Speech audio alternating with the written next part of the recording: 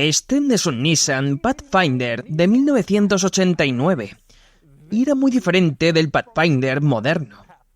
El nuevo de hoy es un crossover suave con 3 filas de asientos, tapicería de cuero y airbags. Esta cosa era una camioneta con chasis de largueros, un camión robusto de 2 puertas al estilo antiguo, y nos recuerda cómo solían ser los SUV. Este también es probablemente el Nissan Pathfinder original más bonito que existe. Y hoy voy a analizarlo y te voy a enseñar todos sus detalles y características. Muy bien, es hora de los detalles y características de un Nissan Pathfinder clásico y prácticamente nuevo. Y tengo que empezar con algunas cosas básicas, un poco de contexto de por qué de esto es genial. Los SUV realmente despegaron en Estados Unidos y globalmente a principios de los años 90. Y aquí en Norteamérica fue el Ford Explorer, que salió en 1991 y fue el gran catalizador para que las familias empezaran a comprar SUV en lugar de sedans, furgonetas y station wagons. Pero antes de que saliera el Explorer, ya había otros SUV como el Jeep Cherokee, que apareció años antes, y el Chevrolet Blazer y el Toyota 4Runner, y también este. Este es el Pathfinder original, y debutó en Estados Unidos para el año 1987, y originalmente era una camioneta Nissan. Se llamaba Nissan Pickup aquí en Estados Unidos, Hard Body en algunos lugares, y era una pickup compacta de Nissan a la que simplemente le cerraron la parte trasera y le dieron una carrocería completa en lugar de una caja de carga. Y el resultado fue que esto era utilitario, a diferencia de los crossovers modernos, con conducción cómoda e interiores agradables. Esto era una camioneta que apenas se había convertido en SUV. Era básico y todo giraba en torno a la utilidad. Y de hecho, convertir camionetas en SUV es como empezaron muchos SUV. El Toyota 4Runner original era como más que una pickup Toyota con la parte trasera cerrada. Lo mismo con el Chevrolet Blazer, que era básicamente un Chevrolet S10 con la parte trasera cerrada. Incluso el Ford Explorer temprano era básicamente un Ford Ranger con la parte trasera cerrada. Así fue como estos submedianos comenzaron, camionetas con carrocería cerrada. Como muchos de sus rivales, el Pathfinder originalmente se ofrecía en versión de 2 puertas o de 4 puertas. Obviamente, este es el de 2 puertas. Hoy en día sería impensable que un submediano ofreciera una versión de 2 puertas. Imagínate un Toyota Highlander de 2 puertas, pero en aquella época era bastante común. Aunque el Pathfinder de 2 puertas desapareció completamente en 1990 y nunca volvió. Mirándolo ahora, esto fue una decisión muy inteligente de Nissan porque otros fabricantes intentaron seguir ofreciendo SUV de 2 puertas como el Ford Explorer, incluso en los años 90 y 2000, pero nunca fueron populares ni vendieron bien. Nissan se dio cuenta rápidamente de que las 4 puertas eran el futuro, y eso fue lo que realmente desarrollaron. En cuanto a detalles exteriores interesantes, me encanta la barra angular en medio de la ventana lateral trasera. Tienes el vidrio grande aquí atrás y esta pequeña ventana triangular.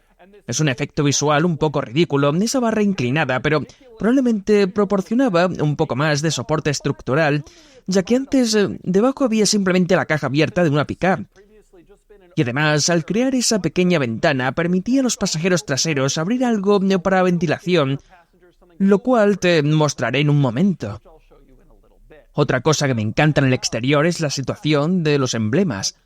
Pathfinder está escrito en la puerta delantera en letras enormes, del tamaño de una gran franja que recorre todo el lateral del coche. No ves eso en los crossovers modernos. También me encanta cómo hay un emblema 4x4 montado en la parte superior central de la carrocería. Y no es un lugar común para un emblema, pero eso es lo que hicieron aquí. Emblemas muy al estilo antiguo. En la parte trasera hay un enorme panel de plástico que cubre todo el portón con letras gigantes que dicen Nissan y Pathfinder. Esto era algo típico de finales de los años 80, que hoy en día ya no se hace. En cuanto a otros detalles exteriores, quitan algunos de los detalles muy evidentes de su naturaleza de camioneta. Mira los parachoques, no están integrados, y de hecho ni siquiera intentaron que encajaran con la carrocería. sobresalen varias pulgadas, con huecos grandes y exceso de tamaño respecto al cuerpo del vehículo. De nuevo, esto se basaba en una camioneta. Estaba dirigido a compradores de camionetas utilitarias que quizás solo querían asientos traseros. Así que la belleza, el confort y los detalles refinados no eran precisamente la prioridad. También puedes verlo en la parte delantera, los parachoques simplemente sobresalen y cuelgan ahí. A los clientes de este coche no les importaba eso. Lo mismo ocurre atrás, donde puedes ver que la cerradura del portón está simplemente expuesta, igual que el limpiaparabrisas trasero, que simplemente está colocado en una pequeña base. No intentaron esconderlo bajo un spoiler para que se viera elegante como en los SUV modernos, no era necesario, a la gente no le importaba esas cosas en los años 80. Estos eran vehículos robustos de estilo camioneta y no intentaban verse bonitos. Me encanta el hecho de que las ruedas son obviamente llantas de acero. Las cromaron para que se vieran un poco más bonitas, pero en la parte delantera puedes ver el gran anuncio de que tienen cubos automáticos de bloqueo. Antes de esto, en muchos vehículos con tracción total, tenías que bajarte del coche y bloquear manualmente los cubos delanteros para activar completamente la tracción 4x4. Lo cual es una locura según los estándares modernos. Empezabas a quedarte atascado en el barro, te bajabas, caminabas por el barro, bloqueabas los cubos y entonces tenías tracción total. Este vehículo anunciaba que no tenías que salir del coche para poner el 4x4. Ese era el gran anuncio. Eso era el lujo en el Pathfinder original. En cuanto al tren motriz, el único motor ofrecido en el Pathfinder original en Estados Unidos era un V6 de 3 litros. Esto también fue una decisión inteligente y adelantada de Nissan. Otros rivales, incluido el Toyota 4Runner, intentaron ofrecer motores de 4 cilindros, pero Nissan se dio cuenta correctamente de que la gente no iba a querer de ese motor débil. Querrían el V6 robusto, aunque en realidad no era tan robusto. Solo 155 caballos de un V6 de 3 litros y aproximadamente 180 libras de torque. No era exactamente un motor potente y no hacía que el Pathfinder fuera rápido, pero era mejor que cualquier otro 4 cilindros que pudieran haber inventado. Ahora miras este motor y ves que está increíblemente limpio, obviamente, para un Pathfinder de esta época. Incluso el protector térmico está en perfecto estado, no está deshilachado ni dañado. Y eso es porque este coche está increíblemente bien conservado. Como mencioné, tenía 857 millas en el odómetro. Y eso es desde que salió nuevo, cuando se vendió en 1987 como coche nuevo en Pensilvania. Aparentemente la historia es que el propietario original lo compró nuevo, lo condujo desde el concesionario hasta su casa y lo usó un poco después, pero luego tuvo una lesión y no pudo usarlo mucho más. O básicamente nada. Así que simplemente conservó el coche todo este tiempo. Sorprendentemente, este Nissan Pathfinder en realidad ya se vendió una vez en Cars and Beats al propietario actual, quien lo tuvo durante unos años, le añadió algunas millas más y ahora lo está vendiendo otra vez. Y eso me dio la oportunidad de ver lo que tiene que ser el Pathfinder de primera generación más impecable que queda en existencia. Y eso es especialmente cierto en el interior, que realmente parece una cápsula del tiempo. Abres la puerta y es increíble lo perfecto que está todo aquí dentro. Muchas cosas son impresionantes, pero me sorprende especialmente la tapicería, las alfombras, los asientos, parecen como si nunca se hubieran usado. Es increíble. En muchos de estos Nissan antiguos, la espuma sale por rasgaduras en los cojines. Aquí no pasa eso, las alfombras parecen como si nunca hubieran sido pisadas y están muy poco desgastadas. Los paneles de las puertas están impecables y es impresionante verlo. Pero más allá del estado increíble de este coche, también nos da la oportunidad, ya que nunca ha sido modificado ni alterado, de examinar realmente los detalles y características del Pathfinder original. Y hay bastantes. Primero, el diseño general del interior, de nuevo, muy cuadrado y anguloso. Puedes ver que todo el tablero está lleno de ángulos rectos, las salidas de ventilación, los controles, los botones, todo. No hay líneas curvas ni molduras de madera falsa. Esto no estaba dirigido a gente que quisiera cosas lujosas, era un vehículo utilitario y todo el diseño del interior deja muy claro ese punto. Un detalle que me encanta es que puedes ver el cuadro de instrumentos aquí y puedes ver su bonito color naranja, que era bastante común en muchas marcas de esta época. Me encanta que en el centro tienes todas las luces de advertencia. pantalla. Hay una luz con un diagrama y luego una etiqueta describiéndola al lado, lo cual parece un poco excesivo, y especialmente cuando miras la del freno de estacionamiento. La luz ya dice brake, pero la descripción al lado dice brake. Otra vez. Así que tienes dos cosas diferentes asegurándose de que entiendes que ese es el freno de mano. Obviamente, este cuadro de instrumentos es completamente analógico, aunque curiosamente hay un reloj digital debajo del tacómetro. Eso habría sido un pequeño toque de lujo en su época. Pasando a otras etiquetas curiosas, mira la palanca para ajustar la inclinación del volante. Puedes ver que dice Janab to Unlock. Todo lo que significa es que empujas hacia arriba y desbloqueas la palanca para ajustar la columna de dirección, pero dice salta hacia arriba. Como si tuvieras que saltar para desbloquear el volante. También me gusta en la palanca de los limpiaparabrisas este pequeño dial al final que giras y está acompañado por una línea azul que crece o se reduce dependiendo de la velocidad de los limpiaparabrisas que quieras. Es una instrumentación un poco extraña, pero así lo hicieron. De hecho, tener limpiaparabrisas de velocidad variable era una característica bastante buena, igual que el reloj digital y la columna de dirección ajustable. Había algunas comodidades en el coche.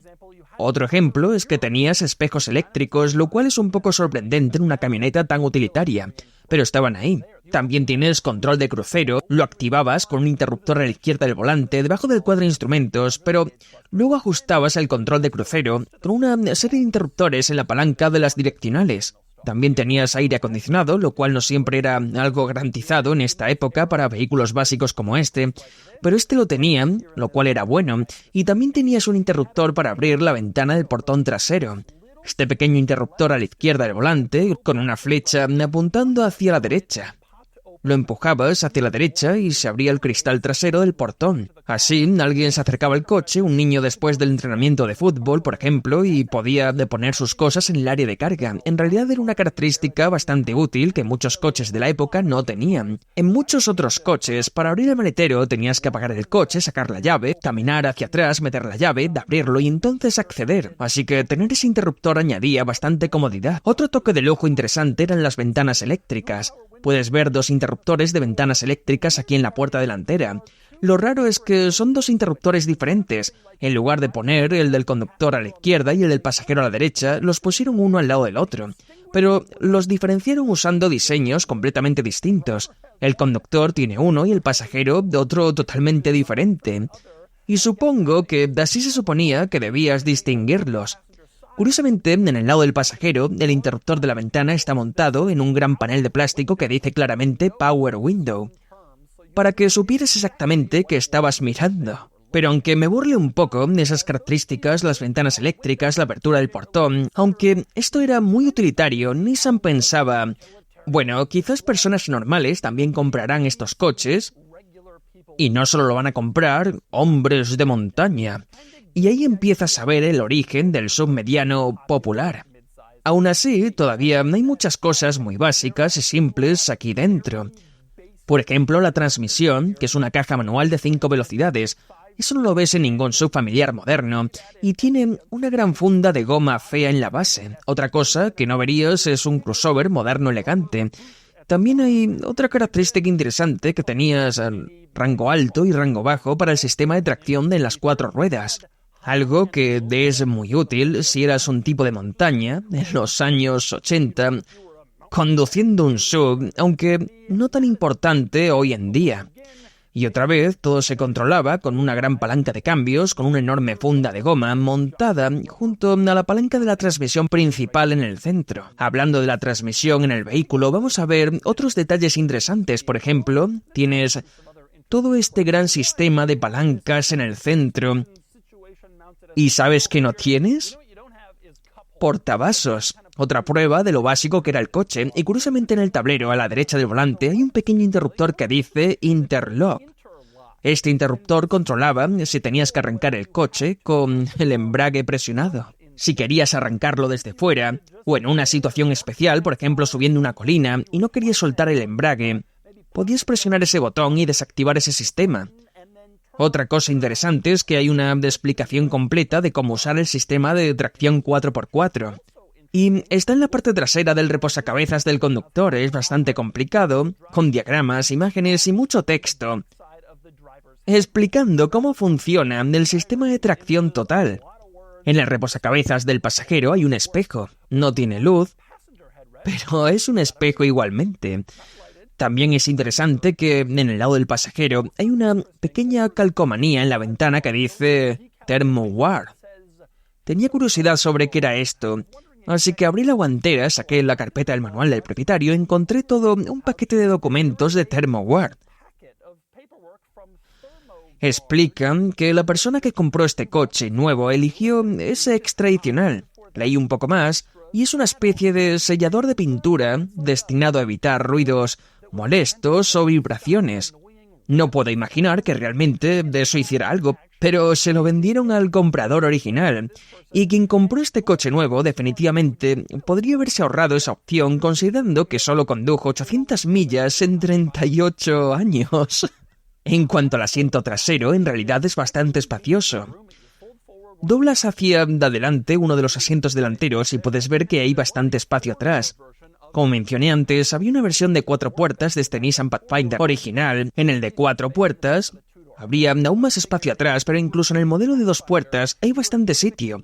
Creo que Nissan pensó que si comprabas un Pathfinder era porque no querías una pickup Nissan, probablemente porque querías este espacio trasero cerrado y asientos traseros. Así que aseguraron que los asientos traseros fueran útiles y prácticos, incluso los modelos de 2 puertas. El área de los asientos traseros tiene algunos detalles interesantes. Por ejemplo, hay un pequeño compartimento de almacenamiento en ambos lados del asiento trasero donde puedes guardar cosas. Los pasajeros traseros también tienen, como mencioné antes, una ventana que se abre. Esa pequeña ventana triangular extraña. Al hacer una ventana pequeña ahí, Nissan también creó la posibilidad de abrirla para ventilación. Empujas una pequeña palanca y la ventana se abre un poco, lo cual habría sido importante para la siguiente rareza interesante del asiento trasero, y esa de los ceniceros. Puedes ver un pequeño panel aquí, lo presionas, se abre y podrías pensar que es un portavasos, pero no, es un cenicero. Porque, por supuesto, en los años 80 los ceniceros eran mucho más importantes que los portavasos, así que tenías uno atrás.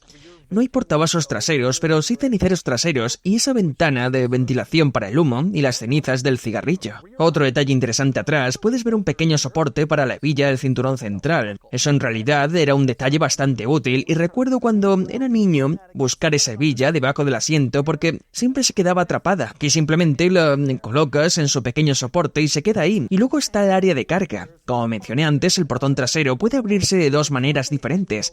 Puedes girar la llave hacia la derecha y abrir solo el vidrio. Y así puedes tirar cosas dentro sin abrir todo el portón. Por supuesto, también puedes abrir ese vidrio con el interruptor que mostré dentro. O puedes girar la llave hacia la izquierda, lo que desbloquea todo el portón trasero y entonces lo abres completamente. Y puedes ver que en el área de carga hay mucho espacio. Un gran espacio abierto, sin estorbos como baterías híbridas o cosas que aparecieron después, aunque sí está claramente ocupado por la rueda de repuesto que puedes ver colocada aquí al lado. Parece como si estuviera suelta apoyada contra la pared, pero en realidad está sujeta en su lugar. No se mueve, pero sí ocupa parte del espacio de carga. Esto era un problema bastante común en los SUV de esa época. Podías intentar poner la rueda debajo del coche, pero entonces se llenaba de óxido y suciedad de la carretera. A veces no había espacio y además era difícil sacarla. Otra opción era colocarla en la parte trasera del vehículo en un soporte exterior que se abría. Y muchos SUV lo hicieron, incluido el Pathfinder, donde era una opción en la primera y segunda generación. Pero eso añadía mucho peso en la parte trasera y tenías que abrir primero ese soporte complicado antes de abrir el portón. No era la mejor solución. La otra opción era ponerla dentro del área de carga y muchos fabricantes lo hicieron, incluido este. Así obtienes una rueda de repuesto de tamaño completo, que es fácil de acceder, pero te roba algo de espacio. En cuanto a las herramientas para cambiar la rueda, están detrás de este panel de plástico al lado de la rueda de repuesto. Otra cosa interesante que noté, mirando esta zona de carga, es que hay mucho espacio para poner cosas, pero no hay ninguna forma de ocultarlas. No hay cubre equipaje, las ventanas no están muy tintadas, y se puede ver claramente adentro. Uno pensaría que algunas personas comprarían este coche en lugar de la pickup Nissan porque querían un espacio cerrado para sus cosas. Pero aún así, aunque estaba cerrado, todo quedaba visible y podría ser fácilmente robado rompiendo el vidrio. Ahora hablemos de lo que vino después para el Pathfinder. Este fue el modelo original y duró hasta mediados de los años 90. En 1996 el Pathfinder fue completamente rediseñado. Todavía tenía chasis de largueros, pero ahora incluía más características de lujo, asientos de cuero y techo solar eléctrico. Quedaba claro que muchas personas querían SUV para uso familiar diario y no solo para uso utilitario o todoterreno. Con los años, el Pathfinder se volvió cada vez menos camioneta como este y más familiar. Hoy es un crossover de 3 filas con airbags de cortina y asientos ventilados. Es un cambio enorme, pero no se les puede culpar porque ahí está el mercado. Y eso le pasó a casi todos los SUV. El Jeep Cherokee también siguió ese camino, el Chevrolet Blazer, el Ford Explorer. Todos terminaron convirtiéndose en crossovers, unibody, más simples para tráfico suburbano. Porque seamos honestos, eso es lo que quiere la gente, pero aún así, a pesar de esos grandes cambios, es interesante volver aquí y ver el original, los primeros días de los SUV, cuando apenas estaban empezando. Es interesante ver cómo eran al principio y, por supuesto, también es interesante ponerse al volante. Así que, aunque este está prácticamente nuevo y sin tocar, voy a ponerle algunas millas y ver cómo se conduce el Pathfinder original. Bien, conduciendo el Pathfinder original. Y tío, odio conducir coches como este. He conducido un LaFerrari, Ferrari F50, Bugatti Veyron, pero este coche me pone más nervioso que cualquiera de ellos. 854 millas originales, y el asunto es que este es el Pathfinder de primera generación más bonito que existe. Quiero decir, quizás Nissan tenga uno en su museo en Japón, pero esto es básicamente el mejor que hay. Y no es como conducir un Bugatti Veyron, donde hay varios cientos de ellos. Esto es como... es prácticamente único. Y ni siquiera es algo como abollar un Bugatti. Si golpeas un Veyron lo arreglas, pero aquí cualquier daño arruina lo que hace de especial al coche, que es lo bien conservado que está. Mi familia tenía un Isuzu Rodeo cuando yo era niño, en 1993, y esto obviamente no es el mismo coche, pero es de la misma época, así que todo esto me recuerda muchísimo a cuando era niño, pero no he estado en un coche tan limpio y tan bien conservado desde entonces. Estoy mirando alrededor pensando, así era la vida cuando yo tenía 6 años en el rodeo de mi madre. Pero eso fue hace ya 30 años. Es increíble. Diré que, igual que el rodeo de mi madre, este vehículo es una camioneta. Los submedianos de esa época definitivamente no tenían el mismo formato que los que vinieron después. Esto claramente tiene chasis de largueros, está basado en la pick-up de Nissan, así que objetivamente es una camioneta. Pero cuando lo conduces, se siente como una camioneta.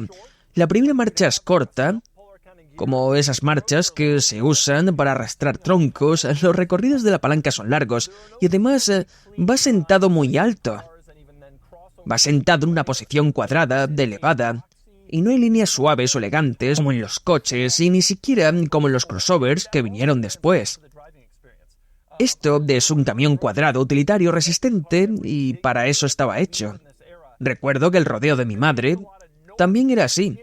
Pero realmente todos los SUV grandes de esta época eran así. El motor hace mucho ruido, pero no produce mucha aceleración, así que tenías un tren motriz muy ruidoso, sin mucha potencia real para acompañarlo. Este en particular es más alegre que el rodeo de mi madre. Es de 2 puertas, así que no pesa tanto. De hecho, se siente más ágil que algunos Toyota 4Runner, pero no se siente rápido, ni ansioso, ni potente, ni nada de eso. Todos estos vehículos eran bastante lentos, y este también lo es. Luego está la dirección, que es otro tema. Hay balanceo de carrocería, hay imprecisión, no se siente plantado en la carretera, porque esto era un camión. Giro el volante varias pulgadas y no pasa mucho. Y por supuesto, esto es normal. No es que este ejemplar esté muy desgastado, es que eran así estos vehículos. Dios, 855 millas. Es simplemente un camión viejo. Pero es un camión.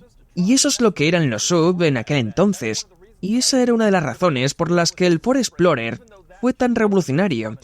Aunque también estaba basado en una camioneta, había menos enfoque en el todoterreno. Cosas como los cubos de bloqueo, la reductora, ese tipo de cosas ya no eran el centro del vehículo. los fabricantes empezaron a darse cuenta de que estos coches podrían venderse a gente que solo querían conducir por los suburbios. Esa idea todavía no existía, ni siquiera Nissan, ni prácticamente nadie la tenía en la cabeza. Este coche se siente tan increíblemente camioneta que es difícil compararlo con cualquier vehículo moderno. Y honestamente, eso era una ventaja en aquel momento. Las personas que buscaban SUV no querían vehículos familiares cómodos, querían capacidades todoterreno, porque los únicos que compraban SUV en ese momento eran personas que realmente iban a usarlos para algo. No comprabas uno de estos a menos que tuvieras una propiedad en la montaña o te gustara la caza. Este coche te llevaba allí, pero lo que obtenías era un camión duro y robusto con chasis de largueros y un vehículo de trabajo resistente.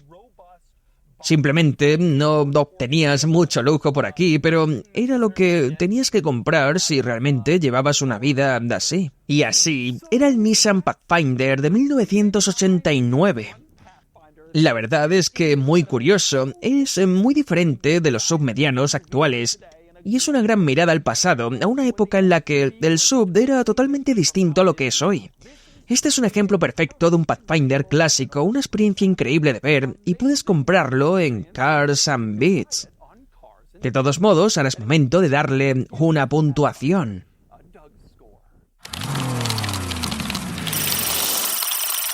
Y la puntuación es de 37 de 100 y obtiene exactamente la misma puntuación que el Ford Explorer de su tiempo, aunque el Pathfinder gana las categorías de fin de semana y pierde las categorías de uso diario. Tiene sentido por el factor nostalgia y más capacidad todoterreno, lo cual ayuda en las categorías de fin de semana, pero pierde en practicidad y comportamiento en carretera frente al Explorer, que estaba más enfocado a familias suburbanas. Aún así, ambos SUVs se sienten claramente de otra época, y eso es porque lo son, pero es muy interesante experimentarlos desde una perspectiva moderna.